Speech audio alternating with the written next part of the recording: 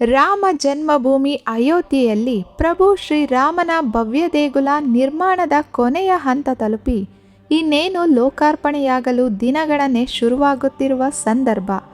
ಈಗ ದೇಶದ ಎಲ್ಲೆಡೆ ರಾಮ ಭಕ್ತರು ತಮ್ಮ ಇಷ್ಟದೇವರನ್ನು ಜಪಿಸುತ್ತಿದ್ದಾರೆ. ಈ ದೇವಾಲಯ ಎಲ್ಲ ವಿಚಾರಗಳಲ್ಲೂ ಗಮನ ಸೆಳೆಯುತ್ತಿದೆ. ಏಕೆಂದರೆ ಯಾವುದೇ ಕಬ್ಬಿಣ ಇಲ್ಲ, ಸಿಮೆಂಟ್ ಬಳಸದೆ ಹಳೆಯ ಕಾಲದಲ್ಲಿ ಹೇಗೆ ಕಲ್ಲಿನಿಂದಲೇ ದೇವಾಲಯಗಳು ನಿರ್ಮಾಣವಾಗುತ್ತಿತ್ತೋ ಅದೇ ರೀತಿ ಈ ಅಯೋಧ್ಯ ರಾಮ ಮಂದಿರವನ್ನು ನಿರ್ಮಾಣ ಮಾಡಲಾಗಿದೆ. ಈಗ ಈ ದೇವಾಲಯದ ನಿರ್ಮಾಣಕ್ಕೆ ಆದ ಖರ್ಚು ವೆಚ್ಚಗಳೆಷ್ಟು? 1 ರೂಪಾಯಿ ಕೂಡ ಸರ್ಕಾರದ ಅನುದಾನವಿಲ್ಲದೆ, ಯಾರ ಟ್ಯಾಕ್ಸ್ ಹಣವಿಲ್ಲದೆ ಇಷ್ಟೊಂದು ಭವ್ಯ ದೇಗುಲವನ್ನು ನಿರ್ಮಿಸಿದ್ದು ಹೇಗೆ ಎಂಬ ವಿಷಯಗಳು ಚರ್ಚೆಯಲ್ಲಿವೆ.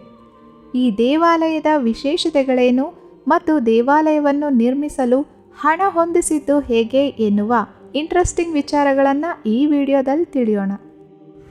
ರಾಮನು ತಾನು ಹುಟ್ಟಿದ ನಾಡಿನಲ್ಲೇ ನೆಮ್ಮದಿ ಇಲ್ಲದಂತಾಯಿತು. ತನ್ನ ಜನ್ಮಭೂಮಿಯಲ್ಲೇ ರಾಮ ವನವಾಸದಂತಹ ಎಷ್ಟೋ ಕಷ್ಟಗಳನ್ನು ಎದುರಿಸಬೇಕಾಗಿ ಬಂತು. ಅದೇ ರೀತಿಯಲ್ಲಿ ಅಯೋಧ್ಯೆಯಲ್ಲಿರುವ ಆತನ ಜನ್ಮಭೂಮಿಯಲ್ಲೂ ಕೂಡ ಎಷ್ಟೋ ತೊಂದರೆಗಳು.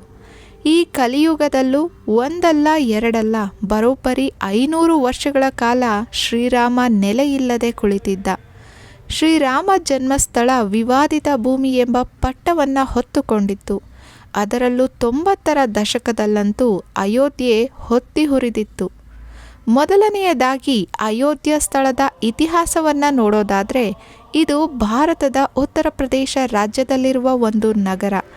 ಈ ಹಿಂದೆ ಇದನ್ನು ಸಾಕೇತ್ಪುರಿ ಅಂತಾನೂ ಕರೀತಿದ್ರು. ಅವತಾರ ಪುರುಷನಾದ ಶ್ರೀರಾಮ ಜನಿಸಿದ ಸ್ಥಳವೇ ಅಯೋಧ್ಯ. ಇಲ್ಲಿನ ವಿವಾದ ನಿನ್ನೆ ಮೊನ್ನೆಯದಲ್ಲ. ಇಲ್ಲಿರುವ 2.7 ಎಕರೆ ಜಾಗಕ್ಕಾಗಿ ಕಳೆದ 500 ವರ್ಷಗಳಿಂದ ಅದೆಷ್ಟೋ ಬಾರಿ ಹಿಂದೂ ಮುಸಲ್ಮಾನರ ನಡುವೆ ಗಲಭೆಗಳು ನಡೆಯುತ್ತಲೇ ಇದೆ. ಇದಕ್ಕೆ ಕಾರಣ ಕ್ರಿಸ್ತಶಕ 528ರಲ್ಲಿ ಮೊಘಲರ ಆಳ್ವಿಕೆಯಲ್ಲಿ ಆದ ಆ ಘಟನೆ. ಈ ಜಾಗವು ಹಿಂದೂಗಳ ಆರಾಧ್ಯ ದೈವವಾದ ರಾಮನ ಸ್ಥಳ. ರಾಮ ಜನಿಸಿದ್ದೇ ಇಲ್ಲಿ. ಬಹಳ ಹಿಂದಿನಿಂದಲೂ ಇಲ್ಲಿ ರಾಮನ ಮಂದಿರವಿತ್ತು. ಆದರೆ ಮೊಘಲರ ದೊರೆಯಾದ ಬಾಬರ್ ಅದನ್ನು ಕೆಡವಿ ಅಲ್ಲೊಂದು ಮಸೀದಿ ಕಟ್ಟುವಂತೆ ಆದೇಶ ಹೊರಡಿಸಿದ್ದ. ಅದರಂತೆ ಅಲ್ಲಿ ಬಾಬ್ರಿ ಮಸೀದಿಯು ನಿರ್ಮಾಣವಾಯಿತು. ಅದಾದ ಮೇಲೆ ಭಾರತದ ಎಷ್ಟೋ ನಗರಗಳಲ್ಲಿ ಬಹಳಷ್ಟು ಮಂದಿರಗಳನ್ನು ಮೊಘಲರು ನಾಶ ಮಾಡಿದರು.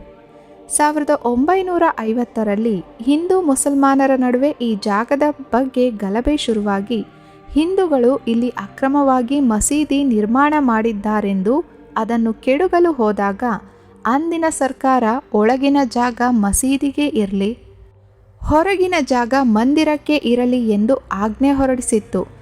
ಆಗಿನಿಂದ ಮಸೀದಿಯ ಹೊರಗಡೆ ಇದ್ದ ಸ್ಥಳದಲ್ಲಿ ಒಂದು ಕಡೆ ಪುಟ್ಟ ರಾಮ ಮಂದಿರವನ್ನು ಕಟ್ಟಿ ಅಲ್ಲಿಯೇ ರಾಮನ ಪೂಜೆಯನ್ನು ಮಾಡ್ತಾ ಬಂದರು. ಸತತ 500 ವರ್ಷಗಳ ಹೋರಾಟಗಳಿಂದ 2019 ನವೆಂಬರ್ 9ರಂದು ಈ ಬಗ್ಗೆ ಐತಿಹಾಸಿಕ ಮಹತ್ವಕರ ತೀರ್ಪನ್ನು ಸುಪ್ರೀಂ ಕೋರ್ಟ್ ಹೊರಡಿಸುತ್ತೆ. ಅಲ್ಲಿಯ ಸಾಕ್ಷ್ಯಾಧಾರಗಳು ಅಲ್ಲಿ ದೇವಾಲಯವಿತ್ತು ಮತ್ತು ಅದರ ಮೇಲೆ ಮಸೀದಿ ಕಟ್ಟಿದ್ದನ್ನು ಸಮರ್ಥಿಸಿದ್ದವು. ಇಲ್ಲಿನ 2.7 ಎಕರೆ ಜಾಗವನ್ನು ಹಿಂದೂಗಳ ರಾಮ ಮಂದಿರ ನಿರ್ಮಾಣಕ್ಕೆ ಮತ್ತು ಅಯೋಧ್ಯೆಯಲ್ಲಿ ಮುಸಲ್ಮಾನರ ಮಸೀದಿಗಾಗಿ ಬೇರೆಡೆ 5 ಎಕರೆ ಜಾಗವನ್ನು ಬಿಟ್ಟುಕೊಡಬೇಕೆಂಬ ತೀರ್ಪು ಹೊರಬಂತು.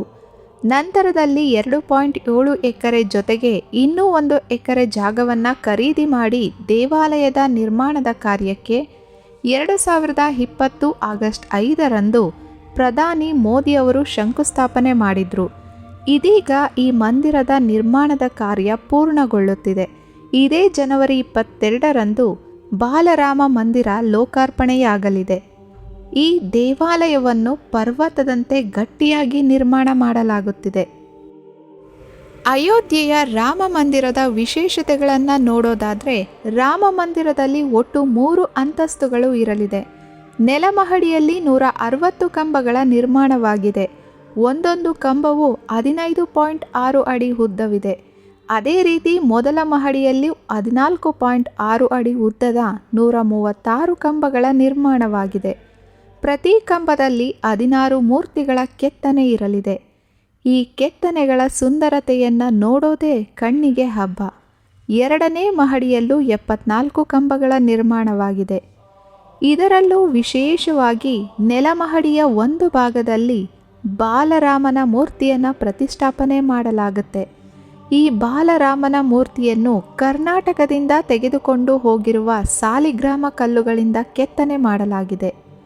ಮೊದಲ ಮಹಡಿಯಲ್ಲಿ ರಾಮ, ಸೀತಾ, ಲಕ್ಷ್ಮಣ ಮತ್ತು ಹನುಮಂತ ಒಟ್ಟಿಗೆ ಇರುವ ಮೂರ್ತಿಗಳ ನಿರ್ಮಾಣವಾಗಲಿದೆ. ಈ ಶ್ರೀರಾಮ ಮಂದಿರಕ್ಕೆ ಒಟ್ಟು 24 ಬಾಗಿಲುಗಳಿವೆ ಎಂಬುದು ವಿಶೇಷ. ಯಾವುದೇ ಕಬ್ಬಿಣ ಇಲ್ಲ, ಸಿಮೆಂಟ್ ಬಳಸದೆ ಹಳೆಯ ಕಾಲದಲ್ಲಿ ಹೇಗೆ ಕಲ್ಲಿನಿಂದಲೇ ದೇವಾಲಯಗಳು ನಿರ್ಮಾಣವಾಗುತ್ತಿತ್ತೋ ಅದೇ ರೀತಿಯಲ್ಲಿ ನಿರ್ಮಾಣ ಮಾಡಲಾಗಿದೆ. ನಿಮಗೆ ಅನ್ನಿಸ್ಬೋದು, ಸಿಮೆಂಟ್ ಮತ್ತು ಕಲ್ಲು ಬಳಸಿಲ್ಲವೆಂದರೆ ಎಷ್ಟು ವರ್ಷ ಈ ದೇವಾಲಯ ಸದೃಢವಾಗಿರಲಿದೆ ಎಂದು.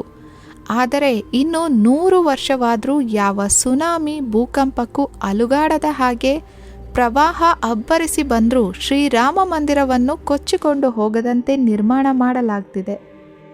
ಶ್ರೀರಾಮ ಮಂದಿರಕ್ಕೂ ಹಿಮಾಲಯ ಪರ್ವತ ಶ್ರೇಣಿಗೂ ಹೆಚ್ಚೇನೂ ದೂರವಿಲ್ಲ. ಈಗೀಗ ಹಿಮಾಲಯ ತಪ್ಪಲಿನ ಭೂಮಿ ಇತ್ತೀಚೆಗೆ ಅಲುಗಾಡೋಕೆ ಶುರುವಾಗಿದೆ. ಅಲ್ಲಲ್ಲಿ ಭೂಕಂಪನದ ಕೇಂದ್ರಗಳಿವೆ. ಈಗಿದ್ದು ಕೂಡ ಇಲ್ಲಿಯವರೆಗೂ ಆ ಪ್ರದೇಶದಲ್ಲಿ ನಡೆದ ಅತಿ ಘೋರ ಭೂಕಂಪದ ತೀವ್ರತೆಯನ್ನು ಲೆಕ್ಕಾಚಾರ ಹಾಕಿ ಅದಕ್ಕಿಂತ 50 ಪಟ್ಟು ಶಕ್ತಿಯುತ ಭೂಕಂಪನವನ್ನು ತಡೆದುಕೊಳ್ಳುವಷ್ಟು ಗಟ್ಟಿಯಾದ ಅಡಿಪಾಯವನ್ನು ಹಾಕಲಾಗಿದೆ. 400 ಅಡಿ ಉದ್ದ, 300 ಅಡಿ ಅಗಲದ ತಳಪಾಯ ನಿರ್ಮಿಸಲಾಗಿದೆ. ನೆಲದಲ್ಲಿ 14 ಮೀಟರ್ ಆಳದಲ್ಲಿ ಕೃತಕವಾದ ಬಂಡೆಯೊಂದನ್ನು ನಿರ್ಮಿಸಲಾಗಿದೆ. ಈ ಬಂಡೆ ಅದೆಂತಹ ಪ್ರಕೃತಿ ವಿಕೋಪಗಳಾದರೂ ಸಾವಿರಾರು ವರ್ಷಗಳ ಕಾಲ ರಾಮ ಮಂದಿರವನ್ನು ಸುರಕ್ಷಿತವಾಗಿರಿಸುತ್ತೆ. ಇನ್ನೊಂದು ಖುಷಿಯ ವಿಚಾರವೇನೆಂದರೆ ಅಡಿಪಾಯಕ್ಕೆ ಕರ್ನಾಟಕದ ಗ್ರಾನೈಟ್ ಕಲ್ಲುಗಳನ್ನು ಬಳಸಿದ್ದಾರೆ. ಇವುಗಳು ಒಂದು ರೀತಿ ವಾಟರ್ ಪ್ರೂಫ್ ರೀತಿಯಲ್ಲಿ ಕೆಲಸ ಮಾಡುತ್ತವೆ. ಅಡಿಪಾಯದೊಳಗೆ ನೀರು ಹಿಂಗದಂತೆ ನೋಡಿಕೊಳ್ಳುತ್ತವೆ. ಕಲ್ಲುಗಳನ್ನೇ ರಂಧ್ರ ಮಾಡಿ ಅದರಲ್ಲೇ ಲಾಕ್ ಸಿಸ್ಟಮ್ ಮಾಡಲಾಗಿದೆ. ಹಿಂದಿನ ಕಾಲದಲ್ಲಿ ಇದೇ ಪದ್ಧತಿ ಬಳಸಿ ದೊಡ್ಡ ದೊಡ್ಡ ಕಲ್ಲುಗಳನ್ನು ಜೋಡಿಸ್ತಾ ಇದ್ರು. ಕಳೆದ 3 ವರ್ಷಗಳಿಂದ ರಾಮ ಮಂದಿರದ ನಿರ್ಮಾಣ ಕಾರ್ಯ ನಡೆಯುತ್ತಿದೆ. ಇಂಥದ್ದೊಂದು ಭವ್ಯ ದೇಗುಲವನ್ನು ನಿರ್ಮಾಣ ಮಾಡಲು ಅಷ್ಟೇ ದೊಡ್ಡ ಪ್ರಮಾಣದ ಖರ್ಚಾಗುತ್ತೆ. ಅದಕ್ಕಾಗಿ ಸರ್ಕಾರದಿಂದ, ಇತರ ಕ್ಷೇತ್ರಗಳಿಂದ ನೆರವಿನ ಅಗತ್ಯವಿರುತ್ತೆ. ಆದರೆ ಈ ಮಂದಿರದ ನಿರ್ಮಾಣಕ್ಕೆ ಯಾವ ಅನುದಾನವನ್ನು ಸರ್ಕಾರದಿಂದ ಪಡೆದಿಲ್ಲ. ಈ ಮಂದಿರ ನಿರ್ಮಾಣಕ್ಕೆ ಅಂದಾಜು 1000 ಕೋಟಿ ಖರ್ಚಾಗಿರಬಹುದು ಎಂದು ಹೇಳಲಾಗುತ್ತೆ. ಇದೆಲ್ಲ ಶ್ರೀರಾಮ ಭಕ್ತರ ಹಣ. ದೇವಾಲಯದ ನಿರ್ಮಾಣದ ಕೆಲಸದ ಜವಾಬ್ದಾರಿ ಹೊತ್ತದ್ದು ಶ್ರೀರಾಮ ಟ್ರಸ್ಟ್. ಇದಕ್ಕಾಗಿಯೇ ರಾಮ ಮಂದಿರ ಟ್ರಸ್ಟ್ ನಿಧಿ ಸಮರ್ಪಣೆ ಅಭಿಯಾನವನ್ನು ದೇಶಾದ್ಯಂತ ಮಾಡಿತ್ತು. ಈ ಅಭಿಯಾನದಲ್ಲಿ ದೊಡ್ಡ ದೊಡ್ಡ ಉದ್ಯಮಗಳಿಂದ ಹಿಡಿದು ಭಿಕ್ಷೆ ಬೇಡುವವರೂ ಸೇರಿ ಈ ದೇವಾಲಯದ ನಿರ್ಮಾಣಕ್ಕೆ ತಮ್ಮ ಕೈಲಾದ ನಿಧಿ ಸಹಾಯವನ್ನು ಮಾಡಿದ್ದಾರೆ. ಭಕ್ತರು ನೀಡಿದ ನಿಧಿಯಿಂದಲೇ ಅಯೋಧ್ಯೆಯಲ್ಲಿ ಶ್ರೀರಾಮನ ಮಂದಿರದ ನಿರ್ಮಾಣವಾಗಿದೆ. ಈಗಲೂ ಕೂಡ ಶ್ರೀರಾಮ ಟ್ರಸ್ಟ್ ಅಕೌಂಟ್ನಲ್ಲಿ 3,000 ಕೋಟಿ ಹಣವಿದೆ ಎಂದು ಹೇಳಲಾಗುತ್ತೆ. ಮುಂದೆ ಯಾರೊಬ್ಬರೂ ಕೂಡ ನಮ್ಮ ತೆರಿಗೆ ಹಣದಿಂದಲೇ ಶ್ರೀರಾಮ ಮಂದಿರ ನಿರ್ಮಾಣವಾಗಿದೆ ಎಂದು ಹೇಳಬಾರದೆಂಬ ಕಾರಣದಿಂದ ಸರ್ಕಾರದಿಂದ ಯಾವುದೇ ಅನುದಾನ ಪಡೆಯದೆ ಕೇವಲ ಭಕ್ತರಿಂದ ಹಣ ಸಂಗ್ರಹ ಮಾಡಲಾಗಿದೆ. ಅಷ್ಟೇ ಅಲ್ಲ, ರಾಮ ಮಂದಿರದಲ್ಲಿ ಶ್ರಮದಾನದ ಮುಖಾಂತರವೂ ಸಾವಿರಾರು ಜನ ಸೇವೆಯನ್ನು ಸಲ್ಲಿಸುತ್ತಿದ್ದಾರೆ. ಸುಮಾರು 4,000ಕ್ಕೂ ಹೆಚ್ಚು ಕಾರ್ಮಿಕರು ಮರ್ಯಾದಾ ಪುರುಷೋತ್ತಮನ ದೇವಾಲಯದ ನಿರ್ಮಾಣ ಕಾರ್ಯಕ್ಕೆ ಕೆಲಸ ಮಾಡುತ್ತಿದ್ದಾರೆ. ಹಾಗಾದರೆ ಅಯೋಧ್ಯೆಯ ರಾಮ ಮಂದಿರ ವಿಚಾರದಲ್ಲಿ ಸರ್ಕಾರದ ಕೊಡುಗೆ ಏನೂ ಇಲ್ವಾ ಅಂತ ನೀವು ಕೇಳ್ಬೋದು. ರಾಮ ಮಂದಿರಕ್ಕೆಂದು ಸರ್ಕಾರ ಅನುದಾನ ಬಿಡುಗಡೆ ಮಾಡುತ್ತೆ. ಆದರೆ ಆ ಅನುದಾನವನ್ನು ಇತರೆ ಕ್ಷೇತ್ರಗಳಲ್ಲಿ, ಅಂದರೆ ರಾಮ ಮಂದಿರಕ್ಕೆ ಸಂಪರ್ಕ ಸಾಧಿಸುವ ರಸ್ತೆಗಳು, ರೈಲು ನಿಲ್ದಾಣ ಮತ್ತು ವಿಮಾನ ನಿಲ್ದಾಣಗಳ ನಿರ್ಮಾಣಕ್ಕೆ ಬಳಸಿಕೊಳ್ಳಲಾಗುತ್ತೆ. ಇದು ಸರ್ಕಾರದ ಕೆಲಸವಾದ್ದರಿಂದ ಸರ್ಕಾರ ಅದನ್ನು ನೋಡಿಕೊಳ್ಳುತ್ತೆ. ಇದಿಷ್ಟು ಅಯೋಧ್ಯೆಯಲ್ಲಿ ನಿರ್ಮಾಣವಾಗುತ್ತಿರುವ ರಾಮ ಮಂದಿರದ ಕುರಿತ ಇಂಟ್ರೆಸ್ಟಿಂಗ್ ವಿಷಯಗಳು. ಇನ್ನೊಂದು ಇಂಟ್ರೆಸ್ಟಿಂಗ್ ವಿಷಯದೊಂದಿಗೆ ಮುಂದಿನ ವಿಡಿಯೋದಲ್ಲಿ ಸಿಗೋಣ. ಧನ್ಯವಾದಗಳು.